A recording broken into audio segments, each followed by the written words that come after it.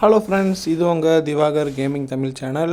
இந்த வீடியோவில் இப்போ நம்ம என்ன பார்க்க போகிறோன்னா, நான் வந்து எதர்ச்சியாக பிஆர் ரேங்க் உள்ளே போனேன் மக்களே. உள்ளே போயிட்டு போயா அடிச்சிருவேன்னு நினச்சிட்டு இருந்தேன். ஆனால் நான் உள்ளே போனேன், அந்த மேட்ச்சில் 14 கில் அடித்து நான் போயா அடிச்சிருந்தேன். என்னால் அதை நம்பவே முடியல.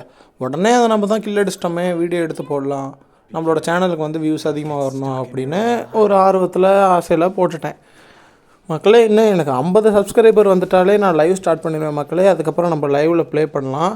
தயவு செஞ்சு பார்க்குற எல்லாருமே ஒரு சப்ஸ்கிரைப் பண்ணுங்கள், லைக் பண்ணுங்கள், ஷேர் பண்ணுங்கள். அப்படின்னா தான் மற்றவங்களாலையும் இதை பார்த்துட்டு சப்ஸ்கிரைப் பண்ணி என்னால் லைவை ஸ்டார்ட் பண்ண முடியும். இப்போ பார்த்தீங்கன்னா நம்ம பிஆர் ரேங்க்குள்ளே வந்துட்டோம். லைவில் தான் காமிச்சிருக்கேன். நம்ம பேட்டில் ராயல்லாம் போகல, பிஆர் ரேங்க்குள்ளே தான் வந்திருக்கோம். இந்த மேட்ச்சில் நம்ம 14 கில்லு அடித்து போயா அடிச்சிருப்போம். இதோடைய ஒரு ஷார்ட் கிளிப்பை நான் ஷார்ட்ஸாகவும் அப்லோட் பண்ணுறேன். ஷார்ட்ஸில் பார்க்குறவங்க இதை தொட்டுட்டு பார்ப்பாங்க அப்படிங்கிற ஒரு நல்ல எண்ணத்தில் தான் வந்திருக்கேன். இப்போ எப்பயும் போல் நம்மளோட இட்டாச்சி ஸ்கை டைவை வச்சு இப்போ இறங்க போகிறோம். நம்ம ஸ்டார்டிங்கில் எங்கே இறங்குவோன்னா பீக்கில் தான் இறங்க போகிறோம். இந்த வீடியோ கிட்டத்தட்ட ஒரு 15 நிமிஷமோ 13 நிமிஷம்னு நினைக்கிறேன் மக்களே. அவ்வளோ லென்த்தாக வீடியோ போயிடுச்சு மக்களே. நான் எதையுமே எடிட் பண்ணல, இந்த ஃபுல் வீடியோவில் எதையுமே எடிட் பண்ணல, அப்படியே உங்களுக்கு காமிச்சிருப்பேன். நான் இது மொபைலில் விளாண்டது தான். இப்போ நம்ம பீக்கில் இறங்க போகிறோம். ஆனால் பீக்கில் இறங்கினோடனே நான் ஒருத்தனை கில் அடிச்சுட்டு செத்துருவேன். அதுக்கப்புறமா ஆட்டோ ரிவேலாகவும் அதில் தான் நான் 14 கில் அடித்து போயா அடிப்பேன். ஆனால் ஃபைனல் ஃபைட் இருக்குது பார்த்தீங்களா, கடைசி எனிமி, அவன் அவ்வளோ டஃப் கொடுக்கல மக்களே. கண்ணா பின்னா நாடி அப்படியே போயா அடிச்சிட்டேன் பாருங்கள். இப்போ உள்ளே இறங்கி நான் உள்ளே போவேன், ஒரு எனிமி வருவார். இப்படி லூட் எடுத்துகிட்டு இருப்பேன், டப்புன்னு வந்துடுவார். நான் கூட அந்த இடத்துல செத்துட்டேன்னு தான் நினச்சேன். 10 HP தான் இருக்குது, நம்ம செத்துட்டோம் அப்படி தான் நினச்சேன். ஆனால் அந்த பவரை போட்டு நான் தப்பிச்சிட்டேன். இப்போ பார்த்தீங்கன்னா ரொம்ப நேரம் ஆகும். இதை ஓட்டி விடலான்னு நினச்சேன். நான் நாட்டுக்கு வியூஸ் வரணுங்கிற அந்த எண்ணத்தில் எடிட்டே பண்ணல மக்களே. இப்போ நான் அப்படியே ஒரு 5 நிமிஷம் நின்றுக்கிட்டே இருப்பேன். ஏன்னா என்ன ஆச்சுன்னா, அங்கே பாருங்கள், என்னோடய அந்த ஸ்கில்லு பார்த்திங்கன்னா இன்னும் 25 செகண்ட் இருக்குது கூல் டவுன் ஆகிறதுக்கு. அது எப்போ ஆகுதோ அப்போ தான் என்னால் குளோவால் உடைக்க முடியும். ஏன் அப்படின்னா, நான் இப்போ ஒரு வேளை குளோவால் உடச்சிக்கிட்டு இருந்தேன்னா எனிமி சுற்றி இருக்கிறாங்க, உங்களுக்கு அது தெரியும் பார்த்தாலே. இப்போ நான் நாட்டுக்கு இப்படி பண்ணிகிட்டு இருந்தேன்னா எனிமி என்னை அடிச்சுட்டு போயிடுவாங்க. நான் என்ன நினச்சேன்னு தெரில. இந்த மேட்ச் போயா அடிக்கணும்னு உள்ளே வந்தேன், ஆனால் அந்த மேட்ச் எனக்கு போயா விழுந்துருச்சு. இப்போ பார்த்தீங்கன்னா நான் அப்படி இதுதான் கோஜாவோட குளோவால். நான் கோஜாவையே போட்டு காமிச்சிட்டு இருக்கிறேன்.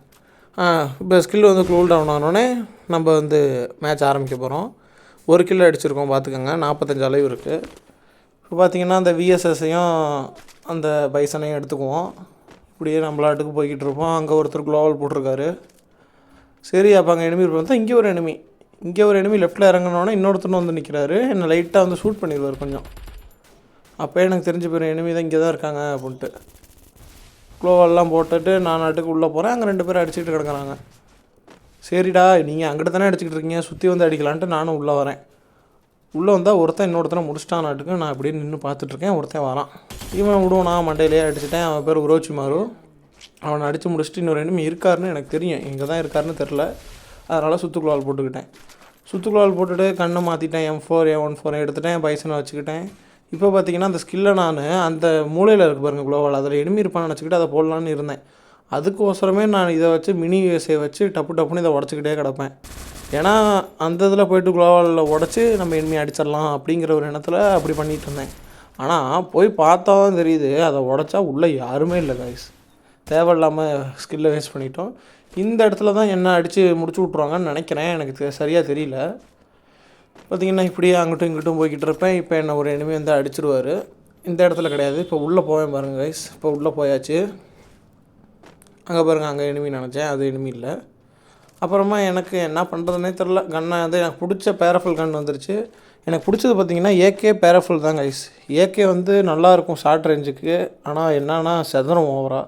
பேரஃபுல் பக்காவாக இருக்கும் கைஸ். பிஆர் ரேங்க்கு 40 தரும்.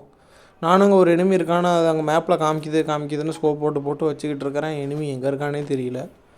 அதுக்கப்புறமா இப்படியே லெஃப்ட்டில் வந்தால் எனிமி இங்கே இருப்பான்.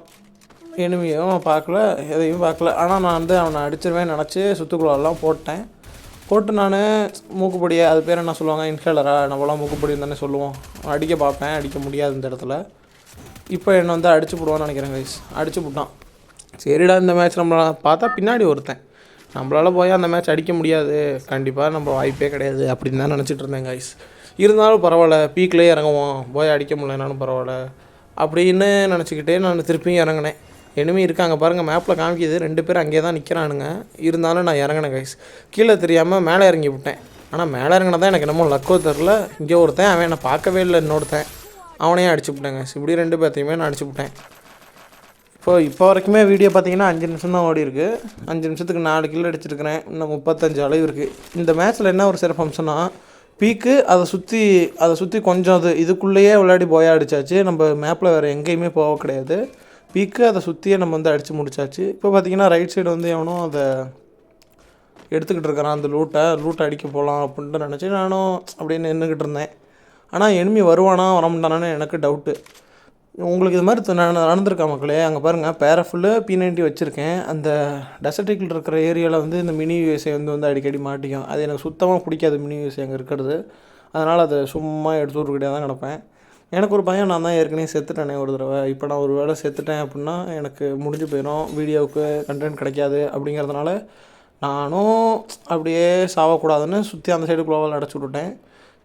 அப்படியே கைஸ் பார்க்குறவங்க எல்லோரும் ஒரு லைக்கை போட்டுட்டு சப்ஸ்கிரைப் பண்ணிவிட்டு பார்த்தா நல்லாயிருக்கும். நான் 50 சப்ஸ்கிரைபர் அடிச்சிட்டேன்னா நம்ம எல்லோரும் லைவில் கண்டிப்பாக மேட்ச் எல்லாம் விளையாடலாம் கைஸ். 50 சப்ஸ்கிரைபர் அடித்தா தான் லைவ் மேட்ச்சே ஸ்டார்ட் பண்ண முடியும் கைஸ் யூடியூப்பில். அதனால தான் கைஸ் கேட்குறேன். எல்லாருமே அந்த சப்ஸ்கிரைப் பட்டனையும் லைக்கையும் அழுத்தி விட்ருங்க கைஸ். இப்போ அங்கே அடிச்சுக்கிட்டு இருந்தாங்க எனிமி. அதனால் நான் போயிட்டு மடன்னு ஒருத்தனை அழுத்தி கீழே எடுத்துட்டேன். அங்கே இன்னொருத்தன் இருந்தால் பாருங்க கைஸ். அவன் யாராவது செத்துட்டானா இல்லை ஓடிட்டானா இல்லை இன்னொருத்தன் கொண்டுட்டானா என்னென்னு தெரில கைஸ். நானும் நின்றுக்கிட்டே தான் இருக்கிறேன். அப்புறம் தான் தெரியுது அவன் இந்த சைடு பின்னாடி இப்போ சுற்றி வருவான்னு நினைக்கிறேன் கைஸ்.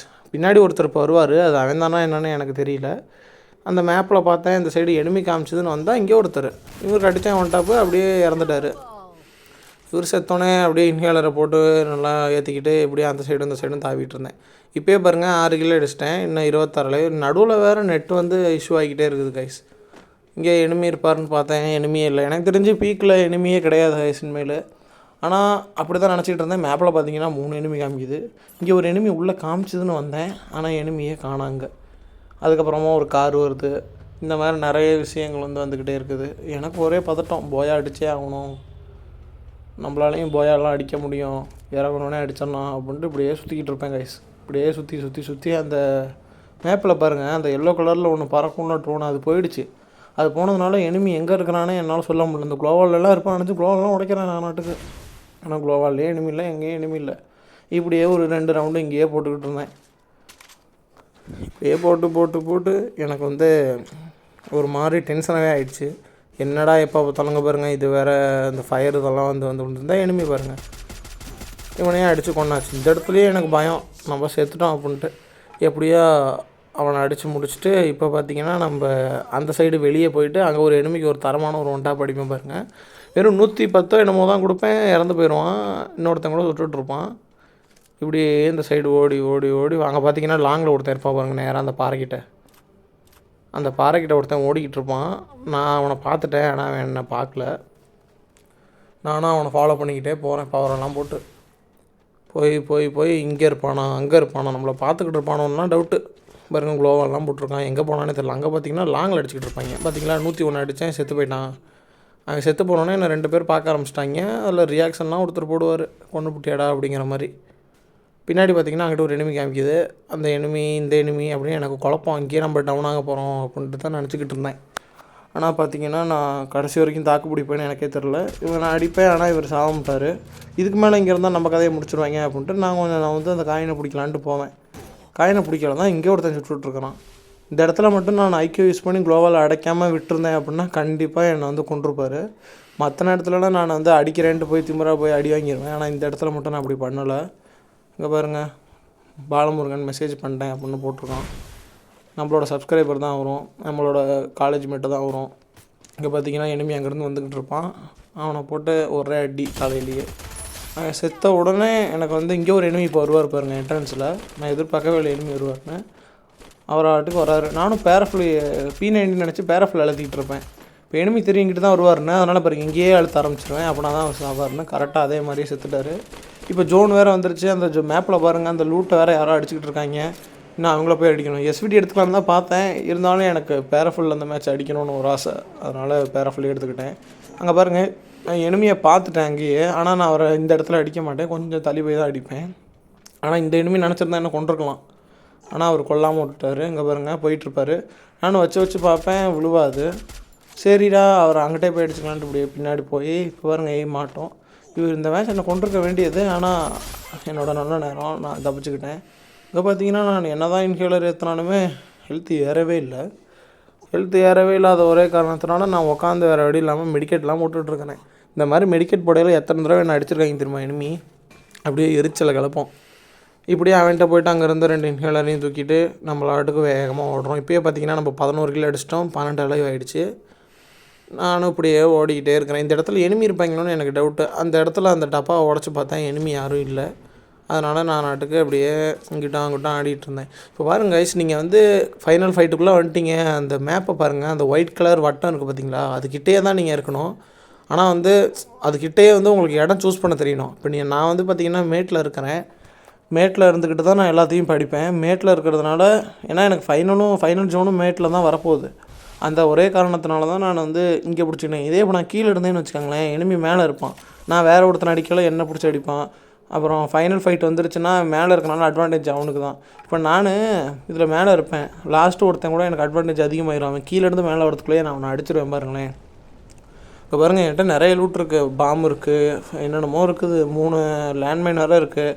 அதனால் நான் அதெல்லாம் யூஸ் பண்ணணும்னு நினச்சிட்டு இருப்பேன். இங்கே பாருங்கள் அந்த வீட்டு மேலே எனிமி இருக்கேன், எனக்கு அது தெரியவே இல்லை. அப்புறம் எப்படி தெரிஞ்சுக்கிட்டேன்னா அந்த ட்ரோன் இருக்கும் பாருங்களேன், மஞ்சள் கலர் ட்ரோனு.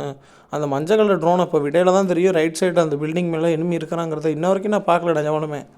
அப்புறமே இதை விட்டு பார்க்கல தான் தெரியுது அந்த இடத்துல எனிமி தெரிஞ்சான்னு. அங்கே பாருங்கள் ரெட் கலரில் காமிக்கும், அதை காமிச்ச உடனே தான் நான் அங்கே தான் இருக்கிறான் அப்படின்ட்டு நான் அவனை பிடிச்ச அடிச்சிட்டேன்.